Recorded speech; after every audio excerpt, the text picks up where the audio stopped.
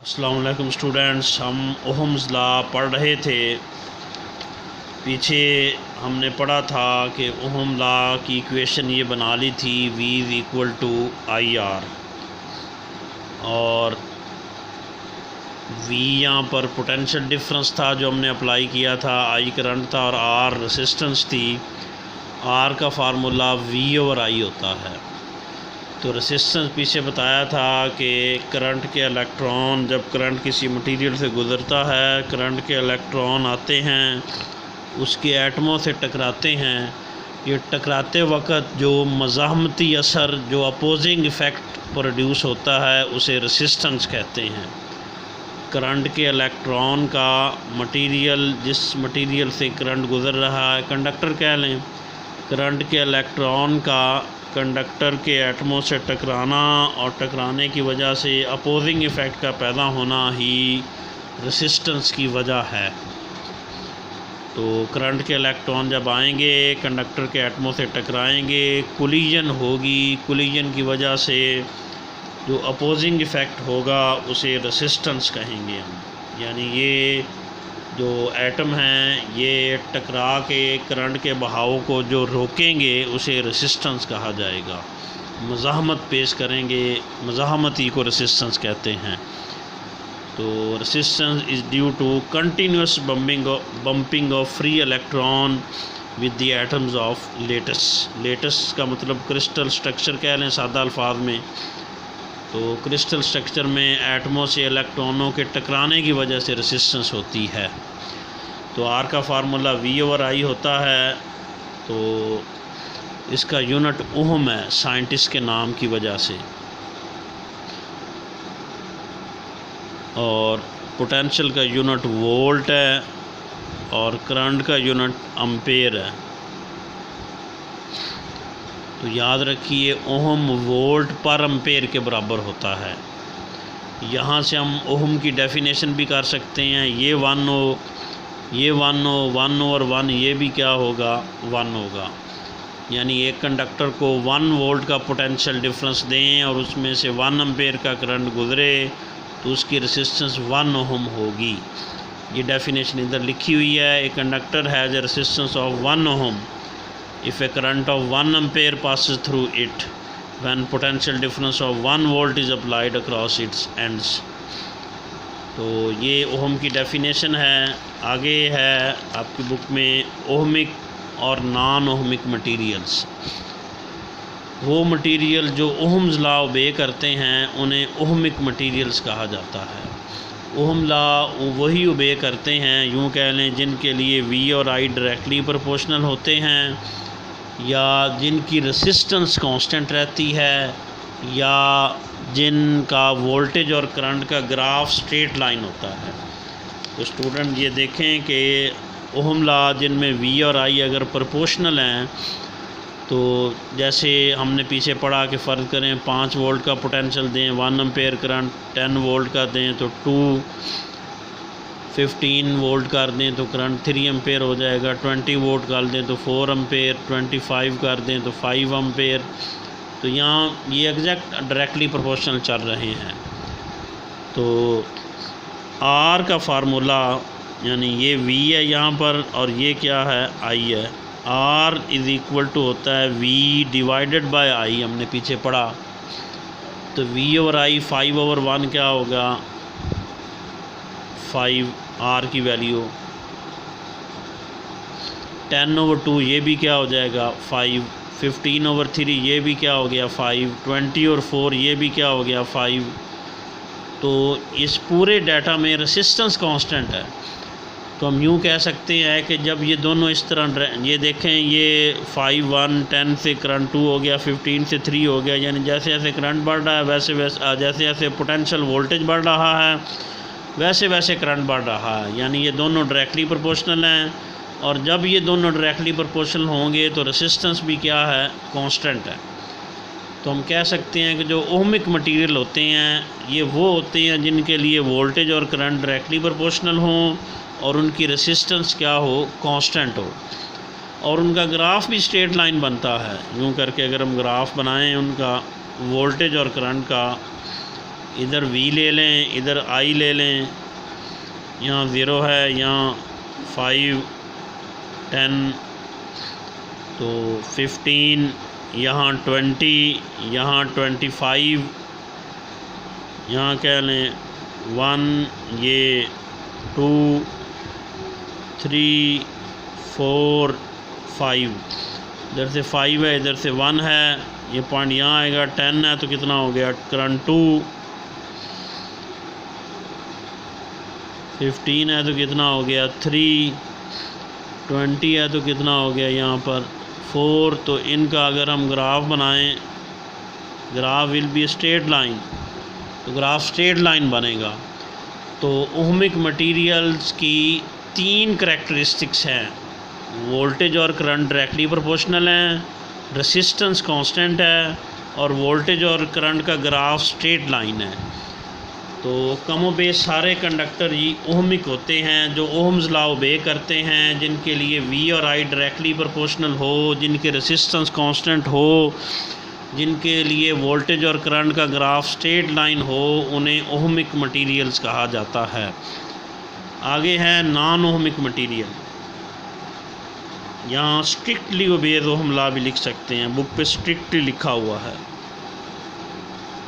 यानी मुकम्मल तौर पे, जैसे हमने यहाँ पर पढ़ा कि मुकम्मल तौर पे रेसिस्टेंस कांस्टेंट है, मुकम्मल तौर पे ग्राफ स्ट्रेट लाइन है, मुकम्मल तौर पे V और I प्रोपोर्शनल हैं। तो वो मटेरियल जो मुकम्मल तौर पे ओहम्स लॉ ओबे करते हैं उन्हें ओहमिक मटेरियल्स कहते हैं। नॉन ओहमिक मटेरियल्स वो होते हैं जो ओहम लॉ को ओबे नहीं करते। ये कमो बेश सारे कंडक्टर ही चंद एक को निकाल के ओहमिक ही हैं, तो लेकिन कुछ नॉन ओहमिक भी हैं। तो ओहमिक मटेरियल्स वो हैं जिनके लिए V और I डायरेक्टली प्रोपोर्शनल हैं, और नॉन ओहमिक मटेरियल्स वो हैं जिनके लिए वोल्टेज और करंट का ग्राफ डायरेक्टली प्रोपोर्शनल नहीं होता। तो रेसिस्टेंस की वैल्यू का अनुसार याद रखिएगा 3 अवामल पे होता है, ये हम आगे बड़ी डिटेल से पढ़ेंगे। एक तो वायर की लेंथ, विड्थ, हाइट वगैरह पे होता है, दूसरा उसकी नेचर पे होता है कि वो किस मटेरियल की बनी हुई है, तीसरा टेम्परेचर पर भी होता है। तो टेम्परेचर की वजह से रेसिस्टेंस चेंज हो जाती है, और टेम्परेचर की वजह से फिर ओहम लॉ ओबे नहीं हो पाता।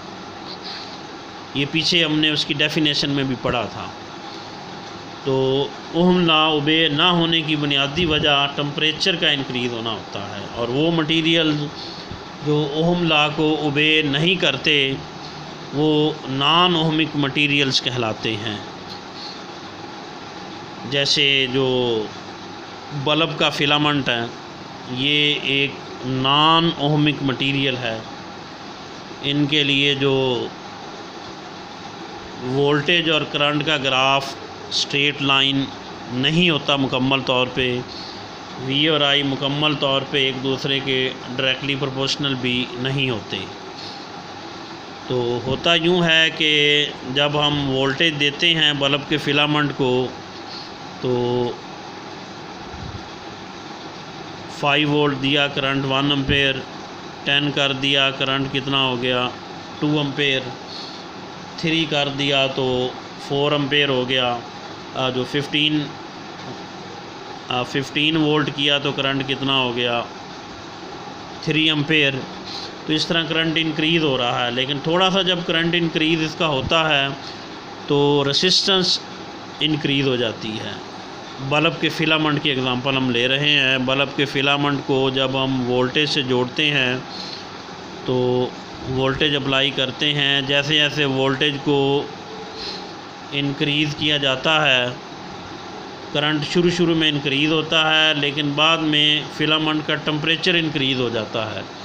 आपने देखा होगा वो हीट अप हो जाता है, इतना हीट अप होता है कि ग्लो करना शुरू कर देता है, यानी यूँ करके जो सुर्ख हो जाता है।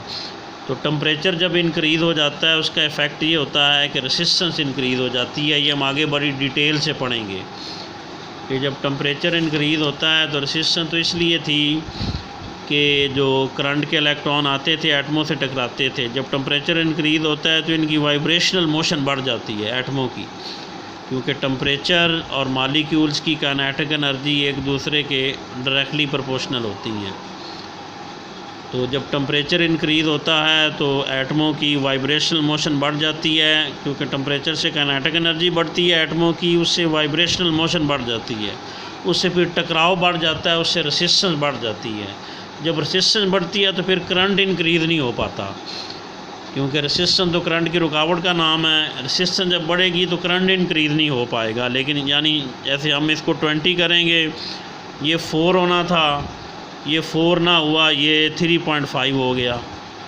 25 से ये जो 3 आगे 5 होना था जो पीछे हमने पढ़ा, ये फ़र्ज़ करें 4 हो गया। यानी ये प्रोपोर्शनैलिटी उस तरह नहीं रही जिस तरह वो पहले थी। 30 करेंगे, ये मज़ीद इंक्रीज़ ही नहीं होगा, ये 4 ही रहेगा। यानी यहाँ तक तो ये प्रोपोर्शनल थे, आगे प्रोपोर्शनैलिटी बिगड़ गई। तो और रेसिस्टेंस भी कांस्टेंट नहीं रही। ये देखें, अगर हम रेसिस्टेंस निकालें, रेसिस्टेंस तो V/I था, 5/1 5, 10/2 5, 15/3 5।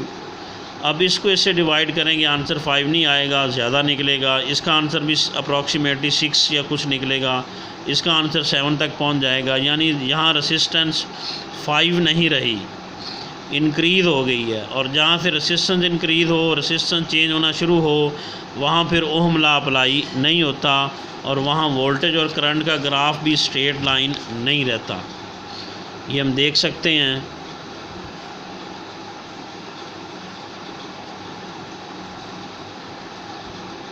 इधर V है, इधर I है, ये 5, 10, जो 15, 20, 25, यहाँ 1 है, यहाँ 2 है, यहाँ 3 है, यहाँ 4 है, यहाँ 5 है। तो शुरू में ये ओहम लॉ ओबे हो रहा है। बल्ब के फिलामेंट के लिए हम ये ग्राफ बना रहे हैं, नॉन ओहमिक मटेरियल के लिए। 15 है तो कितना था, 3 था। ग्राफ शुरू में थोड़ा स्ट्रेट लाइन था, लेकिन 20 से ये 4 नहीं हुआ, बल्कि कितना हो गया, 3.5 यहाँ आएगा। ग्राफ सीधे जाने के बजाय यूँ करके ये देखें बेंड हो गया, और 25 पे ये 4 हो गया, यूँ करके 25 पे ये 4 हो गया। तो ये जाना तो ग्राफ यूँ करके स्ट्रेट चाहिए था, ये यूँ करके बेंड हो रहा है। जहाँ से ग्राफ यूँ करके बेंड हो जाए, फिर ओहम लॉ ओबे नहीं होता, और वो मटेरियल नॉन ओहमिक मटेरियल होते हैं। बल्ब का फिलामेंट नॉन ओहमिक मटेरियल है। इस तरह सेमीकंडक्टर डिवाइसेस, सेमीकंडक्टर डायोड्स, ये 18वें चैप्टर में बड़ी डिटेल से आएंगे। उनका वोल्टेज और करंट का ग्राफ यूँ होता है, सेमीकंडक्टर डायोड्स का वोल्टेज और करंट का ग्राफ, उनका भी स्ट्रेट लाइन नहीं होता, सेमीकंडक्टर डायोड्स का। तो वो भी नॉन ओहमिक मटेरियल्स हैं। सेमीकंडक्टर डायोड्स ये डिवाइसेस होती हैं, ये 18वें चैप्टर में हम डिटेल से पढ़ेंगे। यहाँ सिर्फ एग्ज़ाम्पल दी गई है कि ये भी नॉन ओहमिक डिवाइस है, क्योंकि इसके लिए भी वोल्टेज और करंट का ग्राफ स्ट्रेट लाइन नहीं है, वोल्टेज और करंट डायरेक्टली प्रोपोर्शनल नहीं है। तो बल्ब का फिलामेंट भी नॉन ओहमिक डिवाइस है, और सेमीकंडक्टर डायोड भी नॉन ओहमिक डिवाइस है, क्योंकि इनके लिए वोल्टेज और करंट के ग्राफ स्ट्रेट लाइन नहीं हैं। इनके लिए V और I डायरेक्टली प्रोपोर्शनल मुकम्मल तौर पे नहीं है।